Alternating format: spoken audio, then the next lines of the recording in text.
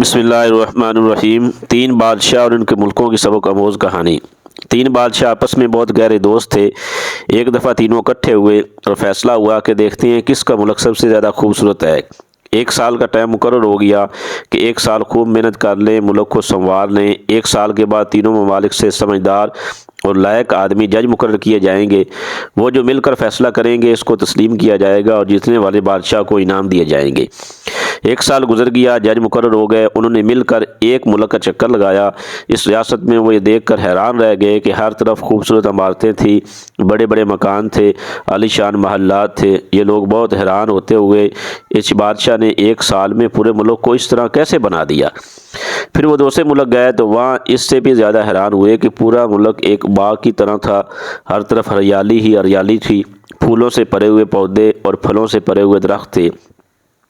یہ لوگ خوش بھی ہوئے اور متاثر بھی ہوئے، لیکن ابھی فیصلہ نہیں کر سکتے تھے کیونکہ تیسرے ملک کو دیکھنا ابھی باقی تھا۔ جب تیسرے ملک میں پہنچے تو وہاں کا بادشاہ انتہائی خوش اخلاق، ان سے بڑے اچھے اخلاق سے ملا، اچھے طریقے سے ملا، ان کی بہت خاطر مدارت کی اور پھر ان کو اپنے ملک کی سیر کی اجازت دے دی۔ یہ لوگ پورے ملک میں پھرے، ان کو بڑے بڑے محلات اور بڑے بڑے مکان نظر نہیں آئے، سوائے چند ایک کے جو پہلے ہی بنے ہوئے تھے۔ نہ ان کو کوئی خاص باغ نظر آئے اور نہ ہی ہریالی دکھائی دی، بس وہی کچھ تھا جو پہلے سے ہی چلا آ رہا تھا۔ اب فیصلے کی گھڑی آئی تو تمام ججوں نے مل کر فیصلہ کیا کہ یہ تیسرے نمبر والے بادشاہ جیت گیا۔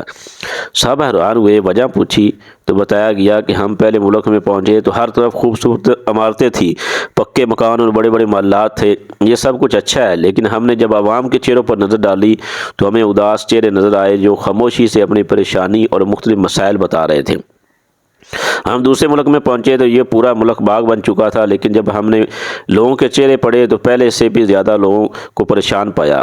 لوگ خاموش نظروں سے اپنے مسائل بتا رہے تھے، جبکہ بادشاہ ملک کو باغ بنانے پر لگا ہوا تھا۔ جب ہم تیسرے ملک میں پہنچے تو وہاں بڑے بڑے محلات، باغات اور پکے مکان تو نظر نہ آئے، لیکن جب ہم نے لوگوں کے چہرے دیکھے تو وہ حشاش بشاش تھے۔ ہر آدمی کا چہرہ کھلا ہوا تھا، ہر آدمی خوش تھا، کسی کو کوئی پریشانی نہیں تھی۔ ہم نے جان بوجھ کر لوگوں سے پوچھا کہ آپ کو بادشاہ سے کوئی شکوہ شکایت ہے، تو کسی ایک نے بھی کوئی شکایت نہیں کی، اس لیے کہ یہ بادشاہ جیت گیا ہے۔